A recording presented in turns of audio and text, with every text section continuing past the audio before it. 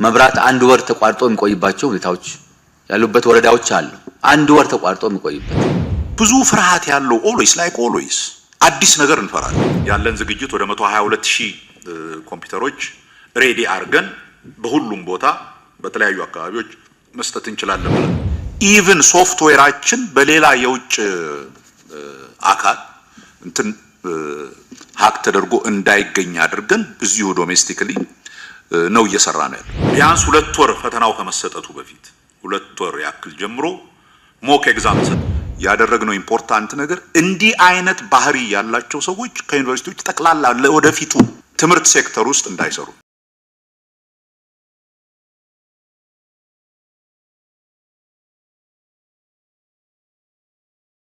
በኢፌዴሪ ተወካዮች ምክር ቤት የሰው ሀብት ልማት ስራ ስምሪትና ቴክኖሎጂ ጉዳዮች ቋሚ ኮሚቴ የትምህርት ሚኒስቴርን የ2018 በጀት ዓመት የ9 ወር እቅድ አፈጻጸም ግምገማ የፊት ለፊት መድረክ ላይ የቀረቡ ጥያቄዎችን በንባብ እንደሚከተለው አቀርባለሁ። በ2017 ዓመተ ምህረት 12ኛ ክፍል ለመፈተን ከተመዘገቡት ውስጥ 22880 ወይም 3.8% ተማሪዎች ያልተፈተኑበት ምክንያት ምንድነው?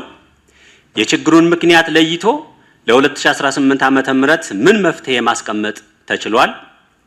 የተፈታኝ ተማሪዎች ቁጥርስ በየዓመቱ እየቀነሰ የሚሄድበት ምክንያት በጥናት የተለየው ችግርና መፍትሄው ምንድነው? 12ኛ ክፍል ፈተና ምንም ያላሳለፉ ትምህርት ቤቶችን በሚመለከት የተባለው ይሄ ነገር ልክ ከመጀመሪያው ዓመት ጀምሮ ያ ከፍተኛ የተማሪ አለማለፍ ውጤት ከታየ በኋላ ጀምሮ በምን መልክ ነው የምናጠናክራቸው በሚል የማጠናከሪያ ትምህርቶችን በትምህርት ሚኒስቴር አቅም መጀመሪያ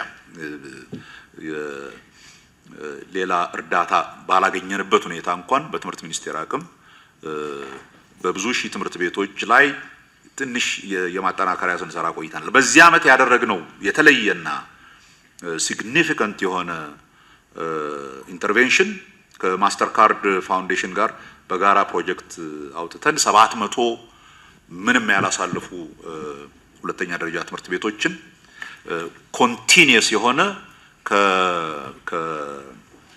ከቱቶሪያል ጀምሮ መምህራኖቻቸውን እዛው ትምህርት ቤቶች ውስጥ የማሰልጠን እንትን ጀምረናል። ኦልሬዲ ፕሮጀክቱ ተጀምሯል። 700 ትምህርት ቤቶች ውስጥ እየተካሄደ ነው። የዚህን ውጤት በዚህ ዓመት አይተን ዜን በሚቀጥለው ሁሉም ትምህርት ቤቶች ውስጥ ያንን ለማድረግ እየሞከርን ሌላው ከዚህ ከ2018 12ኛ ክፍል ፈተና ጋር በተያያዘ ሙሉ በሙሉ በድህረ ምንድነው ኦንላይን ወይ ደግሞ በየነ መረብ ይሰጣል የተባለው ሐሳቡ የተጀመረው አሁን አይደለም። አይ ቲንክ 5 ዓመትም ሆኗል መሰለኝ። ይሄንን ችግር ለመፍታት 4-5 ዓመት ሊሆን ይችላል። ቀደም ብሎን ታስቦበት ስለነበረ ሐሳቡ አዲስ ባይሆንም ግን አስፈላጊው ዝግጅት ተደርጓል ወይ? የኛ ጥያቄ እሱ ነው። የኢትዮጵያ ትምህርት ቤቶች ትልቅ ዲፈረንስ አለባቸው ወይ ደግሞ ትልቅ ልዩነት አለ። በተለይ የመሰረተ ልማት አቅርቦት የሌላቸው መብራት አንድ ወር ተቋርጦ የሚቆይባቸው ሁኔታዎች ያሉበት ወረዳዎች አሉ። አንድ ወር ተቋርጦ የሚቆይበት 2 ሳምንት ምንም መብራት የማያገኙበት ሁኔታ አለ። ኔትወርክ በተመሳሳይ የሚቆራረጥበት ሁኔታ አለ። ሌላው ደግሞ አሁን እኛ ባለን መረጃ መሰረት ትምህርት ሚኒስቴር ሙሉ በሙሉ በየነ መረብ ሰጣለው ስላለ ብሎ ኮምፒውተር ፍለጋ ምሯራጡ የትምህርት ተቋማት ደግሞ አለ። የዞኑ ከወረዳው አሁን ገና ማለት ነው እርዳታ የሚጠይቁ አሉ። በፊት የታብሌት ግዢ በተመለከተ ያ ካልሆነ ደግሞ ታብሌትን እዚሁ በማምረት የተባለበት ሁኔታዎችን እናስታውሳለን። አሁን ምን ስለሰራን ነው 100% እኔ አዲስ አበባ ያሉትን አይደለም አዳማና ሌሎች ባህር ዳር ትልቅ ከተሞች ላይ ያሉትን አይደለም። የኛ ትልቅ ኮንሰርን ወደ ወረዳዎች ስንሄድ ያለውን ሁኔታ ወርደን አይተናል ወይ? ያሉበትን ሁኔታ በደንብ አጥንተን ወደምንፈልገው ደረጃ ዝግጅት እንዲያደርጉ ምን እገዛ አድርገን ነው ወደዚህ የምንሄደው። ጥሩ ነው እንገፋበታለን ከተባለም ደግሞ ምናልባት አንፕሬዲክተብል የሆኑ ችግሮች ቢፈጠሩ ምን ባካፕ አላቸው? ምክንያቱም 12ኛ ክፍል በእኛ ሀገር ብቻ አይደለም ባደጉት ሀገራትም ትልቅ ትርጉም ያለው ነው። 12ኛ ክፍል ማጠናቀቅ ማለት ቀላል ነገር አይደለም። ስለዚህ 12ኛ ክፍል ለማጠናቀቅ እና ፈተናውን ለመውሰድ የሚዘጋጁ ተማሪዎች በእኛ ስህተት ሊስተጓገሉ ስለማይገቡ በዚህ ላይ አይ ቲንክ የናንተ ዝግጅት ምን እንደሚመስል ተጨማሪ ማብራሪያ ቢሰጥ ብዬ ነው። አመሰግናለሁ። ተከበረው ምክር ቤት ያለው ፍርሃትና ጭንቀት እኛም ጋር መኖሩንና ኦን አ ዊክሊ ቤዚስ እኔ የምመራው ኮሚቴ አለ ከፈተናዎች ጋር ከዚህ ከ12ኛ ክፍል ጋር በተያያዘ እያንዳንዱ የምንሄድበትን ሙሉ ለሙሉ ለማጠናቀቅ መሄድ ያለብን የሚሰሩት ስራዎች ምንድናቸው ብለን በዝርዝር አውጥተን ታይም አስቀምጠን መቼ ማለቅ አለበት ማን ነው ሪስፖንሲቢሊቲ ብለን ቅድም እሸቱ እንዳለው አት ናሽናል ሌቭል የትምህርት ሚኒስቴር፣ ቴሌ፣ መብራት ኃይል፣ የክልል ትምህርት ቢሮ ኃላፊዎች ያሉበት ኢንሳ everything that is related to ይሄን ፈተና በትክክል ከመስጠት ጋር በተያያዘ ያሉትን እንትኖች የሚከታተል ናሽናል ቲም አለ። እሱን ታች ድረስ በየዞኑ በየእንትኑ ሄደን እንዲቋቋሙ ተደርጓል። ጠቅላይ ሚኒስትር ቢሮ ጋር በጋራ ሆነን በአጠቃላይ በምክትል ጠቅላይ ሚኒስትሩ የመሩት የኦንላይን ስብሰባ ግን ሁሉም የክልል ፕሬዝዳንቶች ባሉበት በዝርዝር ምን ለማድረግ እንደታሰበ ምን እርዳታ ነው ከክልሎች የምንፈልገው ትምህርት ሚኒስቴር ምንድነው የሚያደርገው የሚለውን በዝርዝር ሰርተን ነው እየሄድንበት ያለን። ሁለተኛ በፊትም ከነበረው እንትን አንፃር እኛ መጀመሪያ ያደረግነው እንትኑን መቁጠር ምን ያህል ኮምፒውተር አለን ኦር ታብሌት አለን ይሄን ለመስጠት በሚል እኛው 122,000 የሚሆኑ መፈተኛ ስቴሽኖች ኦር ኢኩዊፕመንትስ አሉ በእርግጠኛነት የምናውቀው። ይሄ በነገራችን ላይ ክቡር ሊቀመንበርም ያሉትን ጨምሮ ነው። ሀገር ውስጥ እየተመረቱ ያሉ ላፕቶፖች አሉ። አሁን ያንኛ ፕላን ስናረክ ነበር። በዚህ አመት ወደ 6,000ን አግኝተን ያስፈልጋሉ በሚባሉባቸው ቦታዎች ላይ እናስቀምጣለን። ይሄንን የሚሰራ የቴክኒክ ኮሚቴ አለ። የቴክኒክ ኮሚቴ ስራው እነኛን 122,000 ኮምፒውተሮች ያሉበትን ቦታዎች በሙሉ አይቶ ምን ያህሉ ኦሬዲ መብራትና ኢንተርኔት ኮኔክሽን አለው ችግር የሌለበት፣ ምን ያህሉ የቴሌ ኮኔክሽን ይቀረዋል፣ ምን ያህሉ የመብራት ችግር አለበት ብለን በዝርዝር እያንዳንዱ ፐር መፈተኛ ጣቢያ በነገራችን ላይ ሁሉም ትምህርት ቤቶች መፈተኛ ጣቢያ ይሆናሉ ማለት አይደል። ተማሪዎቹን ማፕ አድርገናል ከመፈተኛ ቦታዎቹ ጋር ሶ በዝርዝር ነው እየሄድንበት ያለነው። እኛም ሙሉ ለሙሉ እርግጠኛ ሳንሆን 100% ብቻ እንሰጣለን ብለን ያለ ፕላን ቢ አንሰራውም። በተወሰነ ደረጃ ፕላን ቢ ይዘን በወረቀት የሚፈተኑ ቢኖሩ ብለን እነኛ ነገሮች ቴስት አድርገን ከጨረስን በኋላ የሚቀሩ ካሉ እንዴት እንደምንፈትንም እየተዘጋጀን። ይሄን ፈተና መስጠት ግን ቫልዩ ቅድም ክቡር ሊቀመንበር እንዳሉት የተጀመረው 5 ዓመትም አይደለም። 5 ዓመትማ ቅድም እኮ እኔና እርሶ ተነጋገርና እኔ ራሴ 5 ዓመት ሆነኝ። ከዛ በፊት አይ ቲንክ በኮቪድ ጊዜ ጀምሮ ሲታሰብ የነበረና ሲምፕሊ ተግባራዊ ለማድረግ ችግር የነበረው የሚያስፈልጉት ኢኩዊፕመንቶች አለመኖራቸው ነበር። ያኔ በዛ ጊዜ አሴስ የተደረገው ሚኒመም $500 ሚሊዮን እስከ $1 ቢሊዮን ሊፈጅ ይችላል። ያን መንግስት አገር ደግሞ ይሄሉም ያኔ ከቻይና እርዳታ ይገኛል ተብሎ ነበር። ምንም ያ ስላልተገኘ አሁን በራሳችን አቅም ነው እያደረግን ያለው። ሶፍትዌሩን ዴቨሎፕ ያደረግነው በራሳችን አቅም ነው።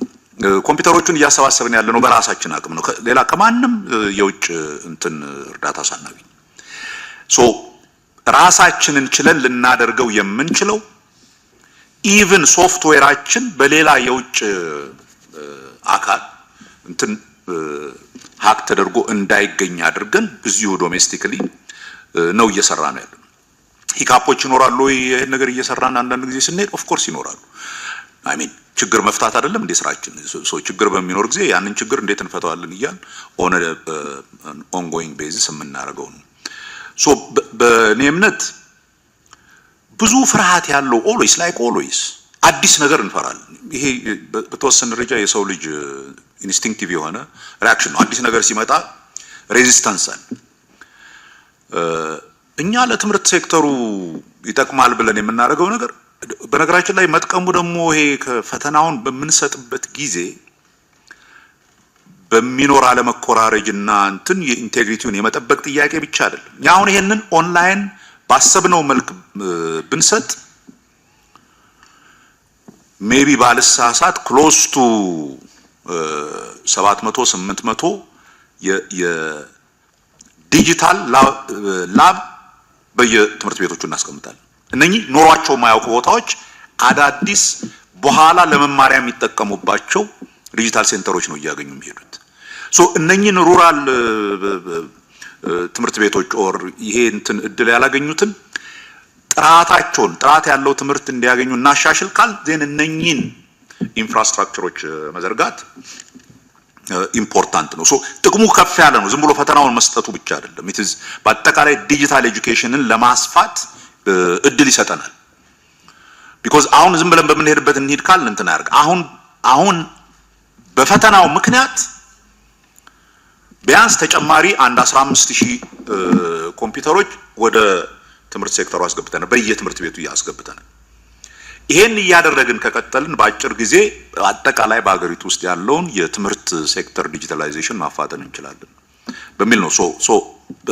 ኬርፉሊ ነው እየሄድንበት ያለ ነው ኦብቪየስሊ አንድም ተማሪ በዚህ ምክንያት ችግር ውስጥ እንዲገባ አንፈልግም ችግር ቢኖር ፕላን ቢ አለን ያንን ፕላን ቢ ይዘን ሰራዋል ክቡር ሚኒስትሩ የገለጹት እንትን ላይ አንድ ነገር የሚጨምረው ፈተናውን በ6 ዙር ነው የምንሰጠው 6 ዙር ምን ያረግንበት ምክንያት እሳቸው የጠቀሱትን እነዛን ኮምፒውተሮች ተጠቅመን ደጋግመን በመፈተን እዛው ትምህርት ቤት ላይ ለልጆቹ በሚቀርብ ቦታ ሁሉ ትምህርት ቤት ሳይሆን ወኬብል ዲስታንስ ላይ ባለ ክላስተር ማዕከላት ላይ ነው ስለዚህ እያንዳንዱ ትምህርት ቤት ላይ ያለ መሰረተ ልማት ሳይሆን ፈተና የምንሰጥበት ትምህርት ቤት ላይ ያለ መሰረተ ልማት ነው አቅራቢያ ያለ ትምህርት ቤት ላይ ስለምንሰጥ በ6 ዙሮች ደግሞ ስለምንሰጥ ልጆቹን እናዳርሳለን በእኛ ምክንያት ልጆቹ ላይ ምንም አይነት ተጽዕኖ እንዳይፈጠር እንሰራለን እንደው ተፈጥሮብናል ካሉ ደግሞ ቅሬታቸውን ሰምተን ማስተካከያ እርምጃ ለማድረግ ኦል ባክአፕ ፕላኖች እንዳሉ ለመግለጽ ነው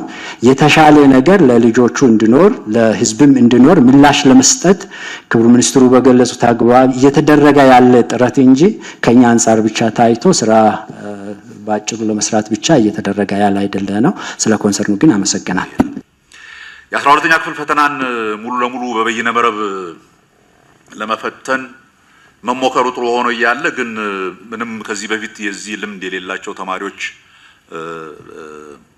ካሉ እነሱን አይቸግሯቸውም ወይ የሚለው አንዱ የምናደርገው ኤግዛክትሊ በነገራችን ላይ ትንሽ ቁጥር ለመስጠት ለተከበረው ምክር ቤት በዚህ ዓመት 100% እንሰጣለን ስንል ያለን ዝግጅት ወደ 122000 ኮምፒውተሮች ሬዲ አድርገን በሁሉም ቦታ በተለያዩ አካባቢዎች መስጠት እንችላለን ብለን ቢያንስ 2 ወር ፈተናው ከመሰጠቱ በፊት 2 ወር ያክል ጀምሮ ሞክ ኤግዛም እንሰጣለን ሁሉም ተማሪዎች ገብተው ከኮምፒውተሮቹ ጋር ተለማምደው ፈተናውን እንዲወስዱ ፈተና መመለስ እንዲችሉ ስልጠና ሰጥተንና ኮንቲኒየስ የሆነ ልምምድ አድርገው ነው የሚገቡትና ከፍተኛ ተጽዕኖ ይኖረዋል የሚል እምነት የለን ግን ይሄ ሁሌም ይኖራል ሁሌም አዲስ ነገር ሲጀመር ኦልዌይስ የሚጎረብጡ ነገሮች ሊኖሩ ይችላሉ በት ወደፊት መሄድን እንዲከለክሉን አላው አናረጋቸው። በተቻለ መጠን ልጆቹን ማዘጋጀት፣ በተቻለ መጠን በዛ ምክንያት ልጆቹ እንዳይጎዱ ማድረግ ነው። እሱን እያደረግን ነው። ኦሬዲ በአንዳንድ ቦታዎች ኢንፋክት በእጃቸው ስልክ ያላቸው ፈተና መለማመድ ጀምረዋል። ይሄ ኔትወርክ ምናምን የሌለባቸው ቦታዎች እስክናስተካክል ድረስ ካልሆነ በቀር እነሱም ጋር ቢያንስ ሚኒመም አንድ ወር ተኩል ኮንቲኒየስሊ ፕራክቲስ እንዲያደርጉ ለማድረግ እንሞክራለን።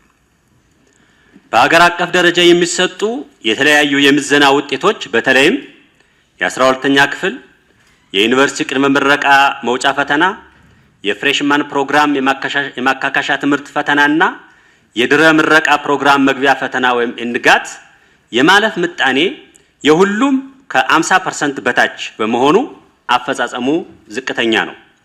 በመሆኑም በፈተና ላይ የሚታዩ ብልሹ አሰራሮችን በማስወገድ ችግሮችን ለይቶና መፍትሄዎችን ተግባራዊ በማድረግ ጥራትን ጠብቆ የማለፍ ምጣኔን ለማሻሻል ምን ተጨባጭ ስራ እየተሰራ ነው?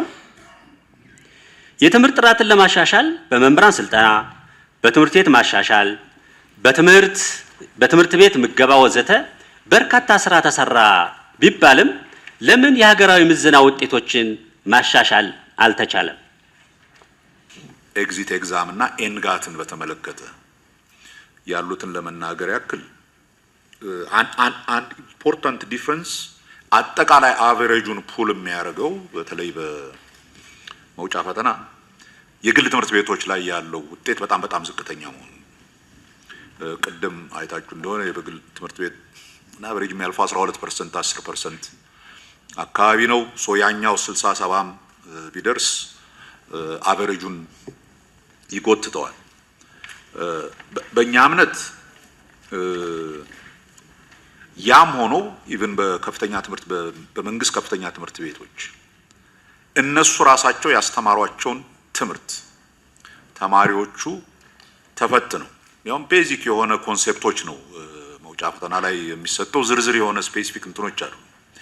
አንድ ተማሪ ኢኮኖሚስት ከሆነ ኢኮኖሚስት የሆነ ሰው ለማወቅ በዲግሪ ደረጃ ይዞ የሚወጣው እንደ ቤዚክ የሆኑ ኮንሴፕቶቹን ያውቃል አያውቅም የሚል እንትን ለማድረግ ነው የሚሞከረውና ይሄ የሚያሳየው የከፍተኛ ትምህርት የመንግስትም ከፍተኛ ትምህርት ቤቶች ላይ ያለውን የጥራት ድክመት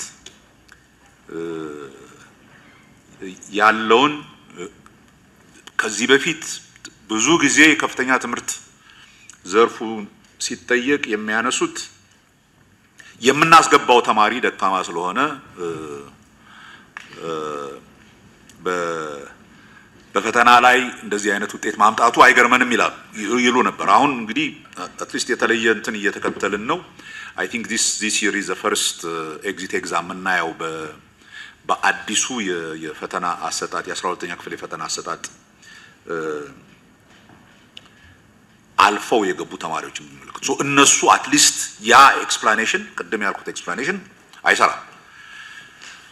ጎበዝ የሚባሉ ተማሪዎች ናቸው የገቡት። እነሱ ገብተው እነሱን ኤግዚት ኤግዛም በከፍተኛ ደረጃ ማሳለፍ ካልቻሉ ዜን ዩኒቨርሲቲዎቹ ራሳቸው ከመማር ማስተማር ጋር የተያያዘ ሰፊ ችግር አለባቸው ማለት ነው። ዜን እዛ ላይ ሲሪየስ የሆነ ስራ እንሰራለን። አንዱ ኮንቲኒየስሊ እየሞከርን ዩኒቨርሲቲዎችን እየተከታተልን ያቃተን ነገር ይሄ ክፍል የማይገቡ መምህራን እንትን ፕሬቫለንስ አሁንም በከፍተኛ ደረጃ በጣም በሚገርም ደረጃ ነው። ኢቭን በአዲስ አበባ ደረጃ ከተማሪዎች የምንሰማው አስተማሪዎች ዝም ብለው ይቀራሉ። ዊዛውት ኤኒ ኤክስፕላኔሽን ዊዛውት ኤኒ እንትን የሚቀሩባቸው ሁኔታዎች አሉ። ይሄንን ጠንከር አድርጎ የመጀመሪያው ክላስ በሚጀምርበት ቀን ትምህርት እንዲጀምር ለማድረግ ከፍተኛ ሙከራ እየተደረገ ነው። ውልሲ በዛ በኩል ያለውን ችግር ከኤግዚት ኤግዛም 2018 ሚድ ላይ 236317 ናቸው የተመዘገቡት። ለፈተና የቀረቡት ደግሞ 213676 ናቸው። ከነዚህ ውስጥ 50 እና ከዛ በላይ ያመጡት 49664 ነው። ይሄ ቁጥር ባለፈው ከገለጽነው ትንሽ የጨመረው ቅሬታ ወቅት ላይ አንዳንድ ነገር ካሳዩት የተሻሻለ ነገር ስላለ ነው። የቅድም እርሶም እንዳነሱልን የተከበሩ ሰብሳቢ የፈተና አስተዳደር መመሪያ ድንጋጌ ጥሰቶች ተፈጽሟል። እነዚህ ከዚህም በፊት የሚፈጸሙ ናቸው። ዘንድሮ ቅድም ክቡር ሚኒስትሩ በገለጹት አካሄድ ትንሽ ስትሪክት የመሆን ነገር ስለጨመረ ነው። የተለያዩ የቴክኖሎጂና አካላዊ ፊዚካል አማራጮችን በመጠቀም ፈተና ክፍል ከገቡ በኋላ የማጭበርበር ስራ ላይ የተገኙ 2074 ተማሪዎች አሉ። የነዚህ ውጤት ተሰርዟል። ሁለተኛ ደግሞ የተለያዩ ያልተፈቀዱ ቁሳቁሶችን እና የተፈቀዱ ኮምፒውተሮች ላይ ደግሞ ያልተፈቀዱ ድርጊቶችን የማድረግ ስራ ሲሰሩ እጅ ከፍንጅ ተይዘው ሪፖርት የተሞላባቸው 817 ተፈታኞች እንደዚህ ውጤታቸው የተሰረዘበት አለ። ሌላው በጣም ትንሽ ሰፋ ብሎ ያለው 8645 ተማሪዎች ደግሞ ሌላ ሰው እንዲፈተንላቸው የማድረግ ሙከራ ላይ ነው የተያዙት። እነዛ ሊፈተኑላቸው የገቡ ሰዎች በተለያየ ማጭበርበር ቴክኒክ ነው የገቡት። አቴንዳንስ አይፈርሙም። ፈርም አትፈርምም ነበርና እዛ ላይ ቼክ ተደርጎ እነዚህ ሰዎችም ውጤታቸው ተሰርዟል።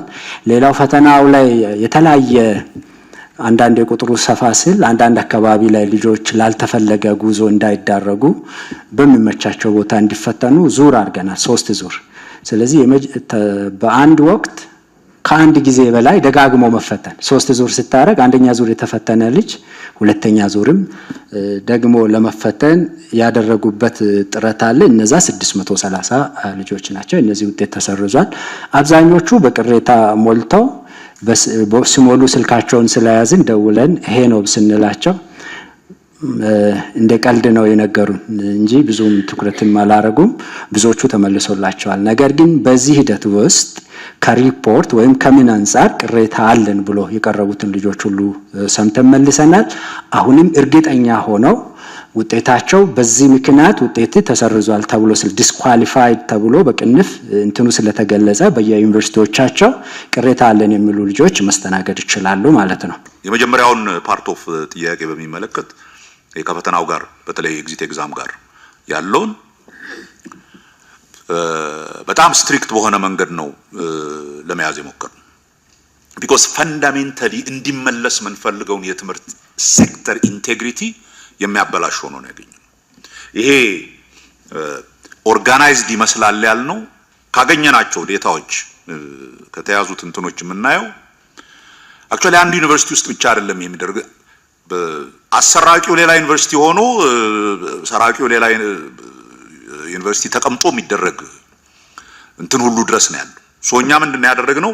በሙሉ ያለንን ዴታ ሰብስበን ከያዝን በኋላ በሙሉ ሰብስበን ለፌደራል ፖሊስ በእነኚህ ጉዳዮች ላይ ዝርዝር የሆነ ኢንቨስቲጌሽን እንዲካሄድ ብለን ሰጠን።